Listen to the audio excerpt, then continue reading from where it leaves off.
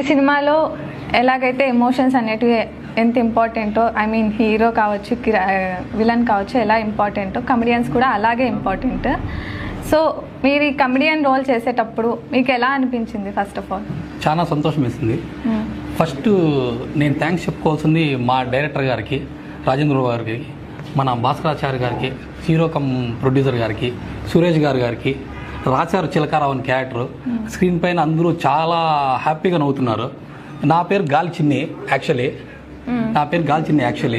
నన్ను థియేటర్ దగ్గర బయట వచ్చిన తర్వాత అందరూ చిలకారావు అంటున్నారు. ఒక నటుడిగా నాకు అంతకన్నా ఇంకేం ఆనందం ఉంటుంది. ఈ అవకాశం ఇచ్చింది వాళ్ళు లేకపోతే ఈ క్యారెక్టర్ ఉండేది కాదు, నాకు అవకాశం వచ్చేది కాదు. మెయిన్గా హీరో గారు, ప్రొడ్యూసర్ గారు వాళ్ళ అవకాశం ఇచ్చారు. సురేష్ గారు రైటింగ్తో ఆ క్యారెక్టర్ రాశారు.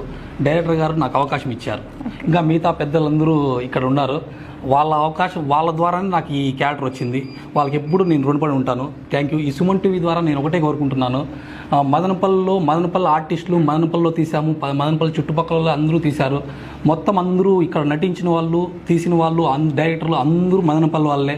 మన సాయి చిత్ర థియేటర్లో ఆడుతుంది. ఈ సుమన్ టీవీ ద్వారా మీకు ఒకటే కోరుతున్నాను, చూడని వాళ్ళు ఎవరన్నా ఉంటే ప్రతి ఒక్కరు కుటుంబం సమేతంగా వచ్చి చూడండి, మీకు ఖచ్చితంగా నచ్చుతుంది. Thank you.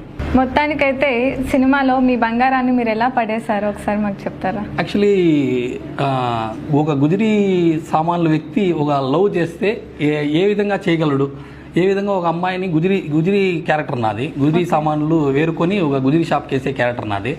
ఆ క్యారెక్టర్ అతను ఒక అమ్మాయిని లవ్ చేస్తే ఏ విధంగా పడేయగలరు అని డైరెక్టర్ గారు రాశారు. అది చాలా బాగా పండింది. థియేటర్లో కూడా బాగా నవ్వుతున్నారు. అందరికీ థ్యాంక్ యూ. ఆ సీన్ చేస్తున్నప్పుడు మీకు ఎలా అనిపించింది? యాక్చువల్లీ నా బంగారాన్ని గుర్తు చేసుకుని నేను ఆ సీన్ చేశాను. అందుకే అంత బాగా పండింది. సో నా రియల్ లైఫ్ బంగారాన్ని గుర్తు చేసుకుని అక్కడికి నేను సీన్ చేశాను. సో నాకు అది బాగా ఇదైంది. మీ క్యారెక్టర్ని మళ్ళీ మీరు థియేటర్లో చూసేటప్పుడు మీకు ఇంకా ఎలా అనిపించింది? చాలా హ్యాపీగా అనిపించింది. అసలు మాటల్లో చెప్పలేను ఆ సంతోషాన్ని, మాటల్లో కూడా వర్ణించలేము. నా జీవితం ధన్యం అయిపోయింది అనుకోవచ్చు నేను. సో అంత హ్యాపీగా ఫీల్ అవుతున్నాను.